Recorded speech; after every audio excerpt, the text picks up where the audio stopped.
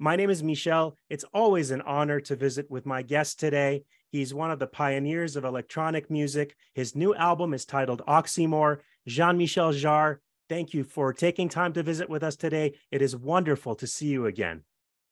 My pleasure, and always great to see you, Michel.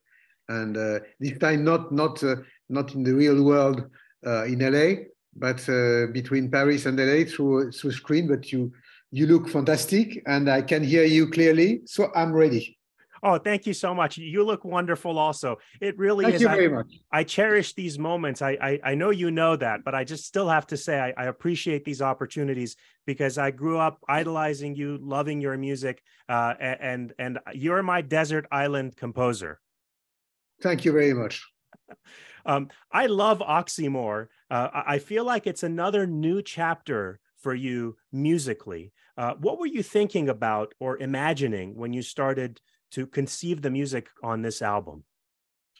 You know, Michel, I've always been interested by relationship between music and space. And even in times of when I started, I was really to try, for Oxygen, but even before, to try to enhance the stereo, to widen the stereo field. I mean, to try find with delays and reverb to try to enhance that. And I always thought that, stereo doesn't exist in nature. When this kind of frontal relationship with sound doesn't exist when we are in a day-to-day life, we are surrounded by sounds. And then when you are, and the stereo has been created by clever guys in the 1940s to try to just create a delay between the left channel and the right channel to create the illusion of space. And I always thought that one day technology will allow us really to go back to a very natural way of listening to music, like where we are listening to life in our day-to-day life, and that, like we are doing we are listening to our natural environment.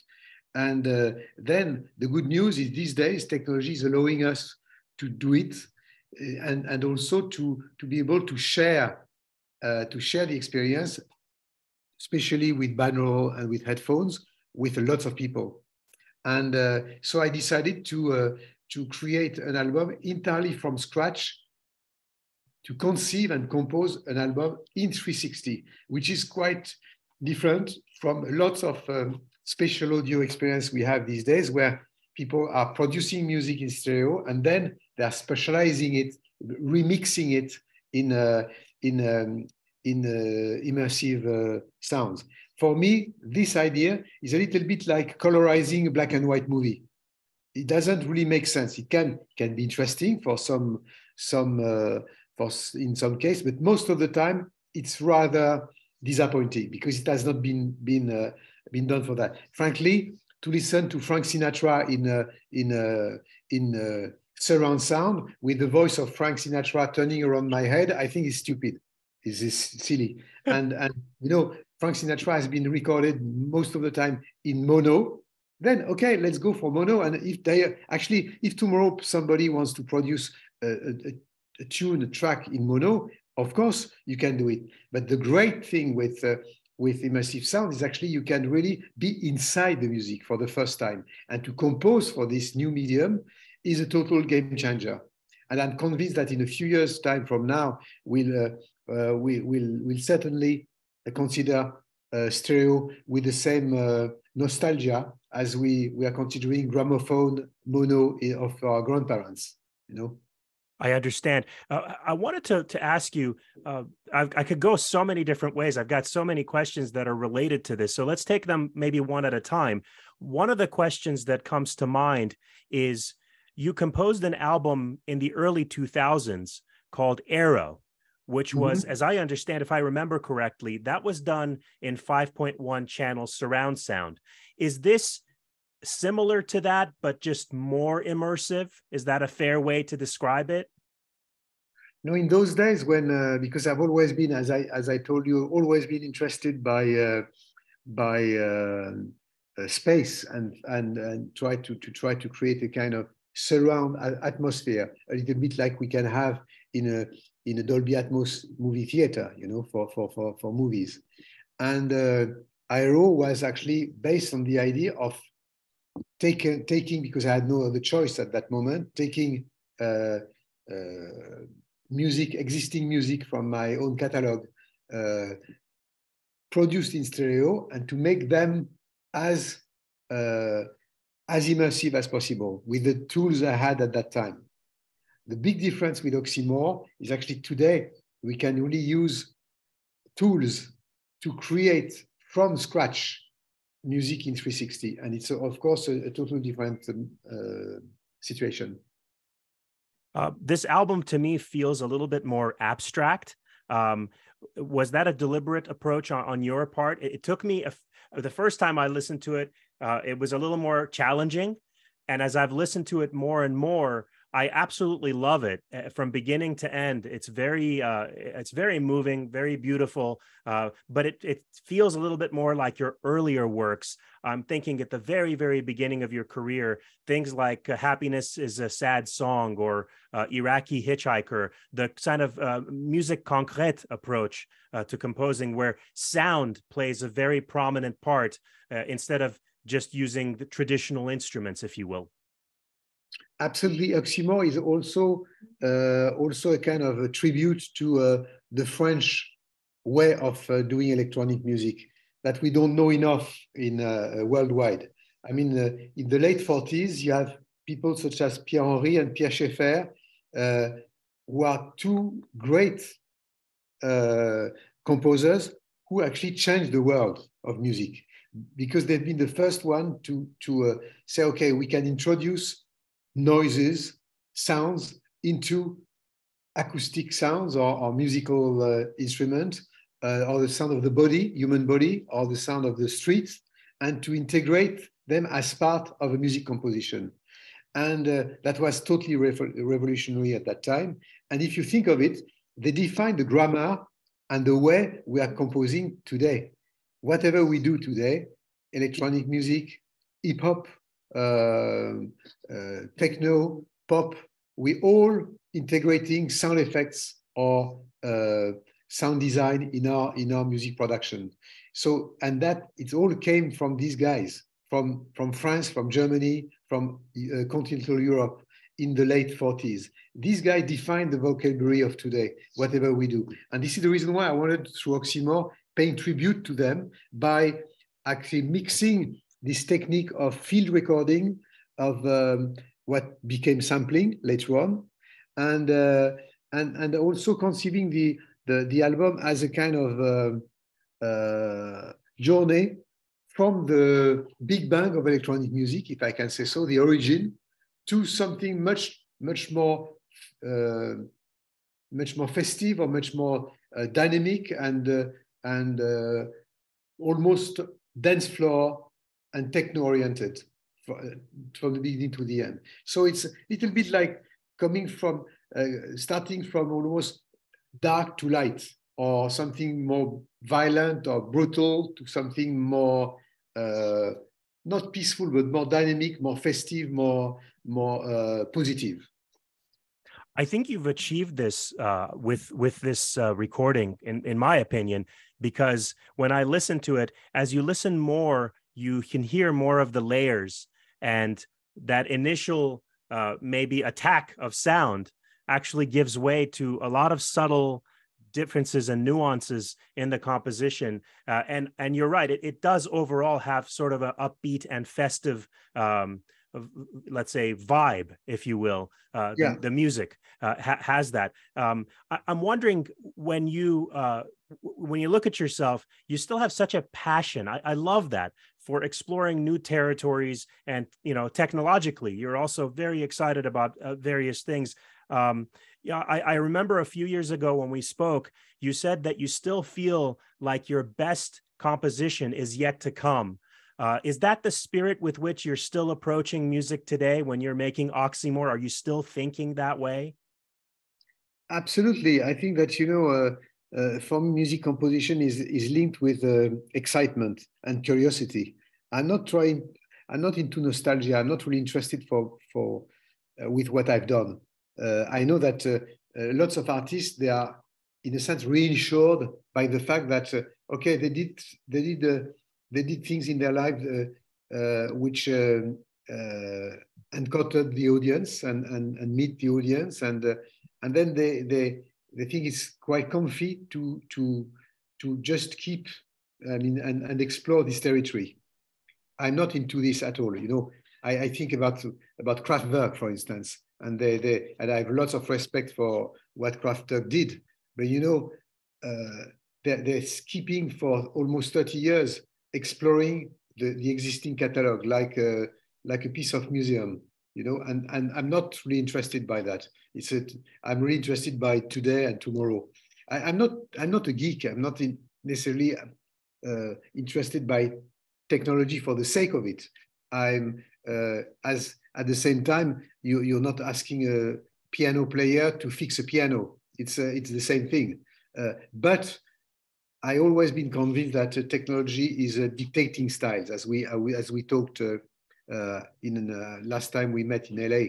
The fact that so it's because the violin has been invented that we have Vivaldi.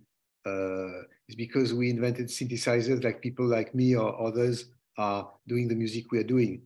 And you know, it's and these days with the tools we have for immersive worlds, it's such a fantastic opportunity for on the creative point of view. So I'm trying to take this opportunity, and you know, it's really linked to the idea that as musicians we always hijack technology to use technology which were not necessarily devised or designed for us, but we are taking it for creating as pretext, as tools to create our own music. And today it's a big luck for young artists to live today, and it's a bit what I'm saying is quite the reverse of what lots of people are thinking about these days, where you say, oh, there is formats, you have so many, you have music is everywhere on internet and all that. Yes and no.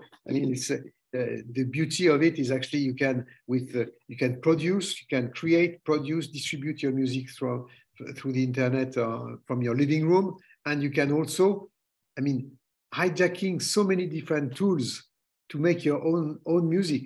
So, and I think it's a great thing. It's almost like I feel like it's created. It's more open, right? I mean, when you created Oxygen and Equinox, you did them in a home studio, which was rare in the days when you did them. And to this day, I still think those are the two best albums ever created by a human. I think those should be sent out to space. So if aliens ever find it, they'll know what humans are capable of. But today, that technology is accessible to most people. So a lot more people can make music, correct? I mean, it's created maybe freedom. It's opened up the opportunities for young artists. You know, we should stop considering that technology is the solution. Technology is the mean. It's just a way to achieve what you have in your own heart or in yourself. And it's not, the technology is not giving you not easing the process of expressing who you are. We should never forget that in Western music, you just have 12 notes. And with these 12 notes, we did millions of songs. So it means what? That whatever the technology and the tools you use, what's important is yourself, is what you want to express. And you can do this with a plugin or with a tam-tam or with a violin or a clarinet. You know, it's and each generation is is a reflection of their time, of its time, and at the same time also, I mean, using the tools of that generation. And this is the reason why today is quite interesting, because beyond tools, the technology is allowing us for the first time to go back to a natural way of listening to music. Like, I mean, as I said, going from black and white to color, or going from painting to sculpture, being inside the music. And of course, that requires a different way of composition. to propose, to share with the audience a total new experience based on the fact that the composition process is totally different. And is there any, would you be interested in taking this binaural approach to composition, to older compositions of yours? Is there any reason to do that? Would you be interested in doing something like that? No, as I said, music produced in stereo should stay in stereo. Having said that, I would make some exception in my work. I would say that for different reasons, but very specific reasons, Oxygen and Zuluk could be interesting to be rethought, reimagined in 360. All right. I also wanted to, we were talking about technology. I know that you're very interested in virtual reality. Can you explain what fascinates you about VR specifically? I mean, VR is still a fantastic opportunity to explore new territories. I mean by this that, it's like the beginning of cinema. At the beginning of cinema, lots of people were saying, from the theater world especially, saying, all these guys moving on a white screen, they are not real actors. A real actor is somebody on stage in front of a real audience. And the movies and cinema became the major art form we know, and not weakened theater, but reinforced living shows. The same thing as VR. VR should be considered as a mode of expression in itself, something different from video games, different from movies. And the great thing about this is actually you can create lots of visual and sounds which you cannot create in the real world. And tomorrow you can have young artists creating their own stage design from their living room with having access to fantastic tools and rather cheap tools. But talking about music and my interest for VR, I think that when we're talking metaverse and VR, everybody's talking about visuals. But actually, the visual field is 140 degrees. The audio field is 360 degrees. So the sound is at the center of metaverse and center of VR. And we should think that the immersive feeling is first of all coming from your ears before your eyes. And this is the reason why it's a fantastic opportunity for young artists to explore VR audio-wise also. I also wanted to mention that this year marks the 40th anniversary of the concerts in China, and you've just re-released the album in double vinyl and also on CD to commemorate the occasion. Can you talk just a little bit about the experience of doing those shows in Beijing and Shanghai back in 1980? Playing China in those days were like playing on the moon. I mean, for both sides. For me, because it was like playing in a total new territory, and all these people at that time had no idea about Western culture for the past 30, 40 years. They had no idea about who the Beatles were, or Charlie Chaplin, or movies, Western movies, or Western culture. And on the other side, I was bringing over there a show which could be considered on a Western point of view totally new, with laser and lights and electronic instruments, something quite new on a Western point of view. So you can imagine what it was. I mean, to bring this in China, it was an absolute shock. I mean, cultural shock, and it's of course one of my most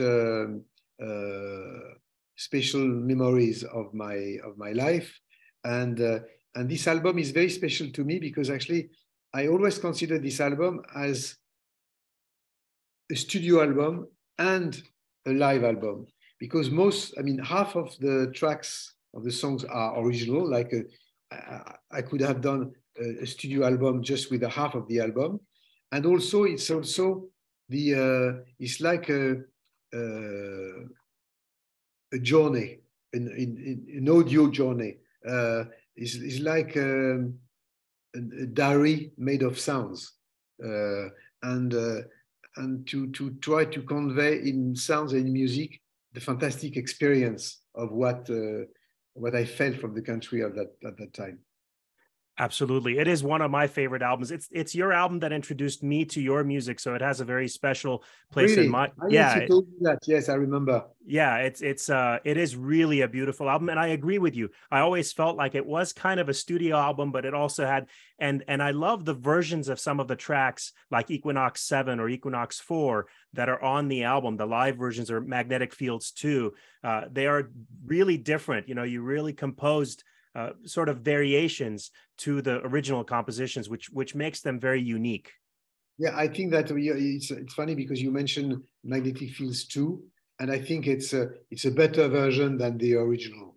I really love it. Yeah, I really I love the live version. I love the live version of that one. and especially the outro with the chorus and all that. It's conveying a kind of frantic type of mood, which I yes. really enjoying. Hearing it this back in time these Yes. days. And So I love the fact that I mean, it's the Sony the record company got the idea of doing this 40th anniversary edition, and I thank them because I think it's a great idea. and with a new album, Oxymore, any plans to go on tour with this new album? What are you thinking? Yes, I'm really considering and thinking with my team around me how we can bring this fantastic project on stage. And I did for the release of the album 6 showcases in Paris, where we put a kind of 360 PA systems where the audience was inside this kind of circle, and the result was absolutely amazing, fantastic. And I really would like to share this with the audience internationally and hopefully in the US, of course. A couple of last questions. You mentioned the moon earlier when you referenced playing in China, comparing it to playing on the moon. Are you interested in the Artemis missions of NASA going to the moon and then the plans to go to Mars? Is that of interest to you at all? Of course, funnily enough, I was on the list before the Houston concert and before the crash of Challenger because they opened the list for potential civilians, and I was on the list for going to the moon one day because it was an open list, and of course, I mean now it's quite strange because we are 50 years later, and the moon seems already an old story, which is quite amazing. And actually, it's so close to us. It's strange that during these 60 years, I mean, it's like if we went backwards, we are going slower because after the Concorde, during the Concorde time, the plane, we were able to go from Paris to New York in 3 hours and 20 minutes, and this is over. We still take 7 hours, something, and the same with the moon. And of course, the real big step is Mars, and that's another story. To go there is not for tomorrow morning still. Yes. Well, one last question for you. I know we're short on time, but I wanted to ask you, earlier this year, we lost Vangelis, and I wish that you and Vangelis would just live forever so that you can keep just composing the beautiful music and we can keep hearing that music. Did you ever meet Vangelis, and do you have any stories you could share about your encounter with him? No, yes, of course. No, we met sometimes, but unfortunately, we never had the opportunity to collaborate. It was we had maybe one possibility in Greece when I did the concert in Acropolis, but then he was busy on other projects. And talking about eternity and and something that could last forever. I created something that is very dear to my heart. Is an app called Eon, and this idea is based on the idea of an infinite album, where I spent 1 year to develop this, with putting lots of different cells and excerpts of music from 10 seconds to 3 minutes, and to create with a French startup a kind of algorithm where you can play this forever. It is never going to be the same. Each time you are going to start again, you are going to start in a different way. And this is the pure definition of an infinite album, and also the fact that every listener will have a specific version of Eon. And like the way we are talking about now, we know that this moment we are spending together with Yvonne checking us will never happen in the same way. It's never going to happen again. And this is the beauty of Eon, in my opinion, is the fact that it's an infinite album that will last after we'll all disappear. And this is, sorry, Fiona? And you can restart it regularly.